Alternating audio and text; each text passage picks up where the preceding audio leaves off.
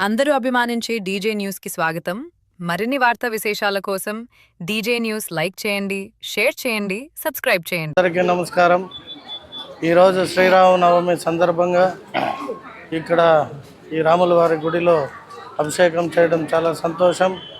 అలాగే చిత్తూరు నియోజకవర్గ ప్రజలకి, ఆంధ్ర రాష్ట్ర ప్రజలు, తెలుగు వారందరికీ, ఎక్కడున్న వారికి కూడా ఆ రాముని యొక్క ఆశీస్సులు ఉంటాయని తెలియజేసుకుంటూ, ముఖ్యంగా మా ముఖ్యమంత్రి గారికి, మా యువ నాయకుడు నారా లోకేష్ గారికి ఆ శ్రీరాముడి యొక్క ఆశీస్సులతో అమరావతి రేపు మా అసెంబ్లీ నుండి తీర్మానం చేసి పార్లమెంటుకు పంపించే సందర్భంలో ఆ రాముడి యొక్క ఆశీస్సులు కూడా మా అమరావతికి ఉంటాయని ఆశిస్తూ సెలవు తీసుకుంటున్నాం. Thank you.